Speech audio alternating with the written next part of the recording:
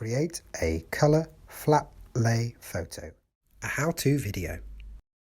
In this video, I will show you how to create a colour flat lay photo, like the examples, and give you tips on creating and taking your photo.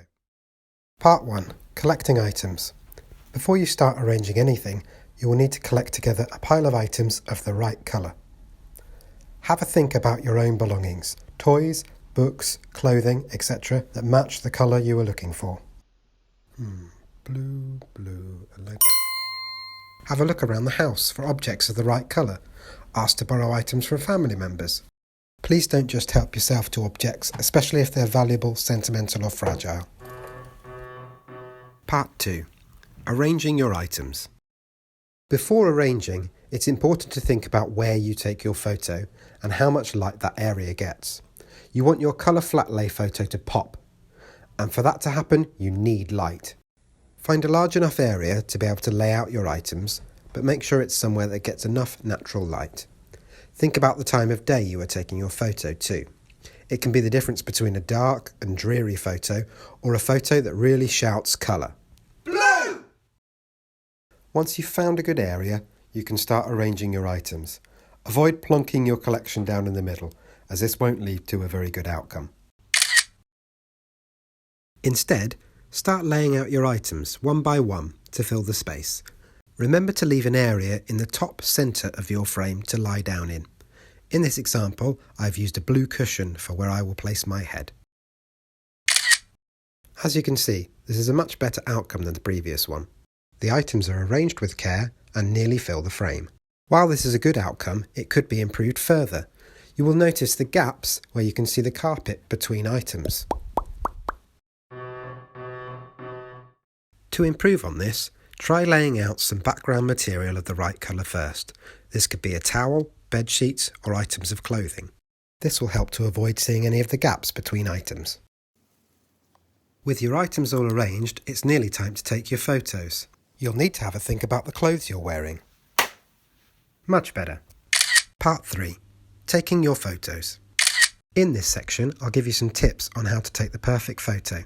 You may want to show it to the person who's helping you. First of all, we would like you to take your photos in portrait orientation, similar to how you might hold your phone when taking a selfie. Please don't take them in landscape. Secondly, you'll need to think about the angle you take your photos from. The camera should be pointed straight down towards your layout, otherwise known as a bird's eye view. If your photo is taken from a different angle,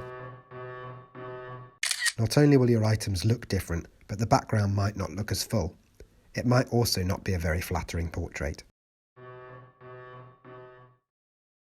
The third thing you need to think about is composition. Where you are in the frame of the photo. You should aim to be at the top and in the centre of your photo. The photo should only show you from chest to head, leaving enough space to be able to see all of your items around you. To get the best outcome, you will want to take more than one photo. Ask someone to help with taking the pictures. Remember, they need to take the picture from directly above you and avoid standing in the light, casting any shadows over the area.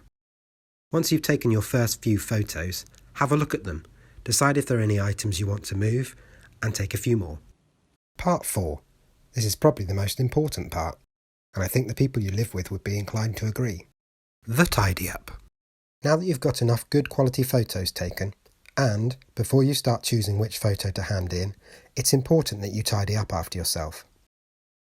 As with all good art projects, there is always stuff to tidy, and in this project there is more than usual. Put back items neatly where they belong, replace them where you got them from. Phew.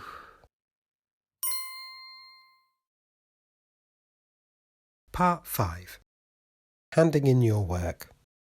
Now you've put everything away, it's time to decide which photo you're going to hand in. Please avoid editing or changing your photo. We'd rather have your photo as it was taken, showing the natural colours. Please also avoid adding any comic filters, as we'd like to use your work for a display. Your teachers are looking forward to seeing your colourful outcomes, so please hand your photos into the Google Classroom assignments by the deadlines. Thanks for watching.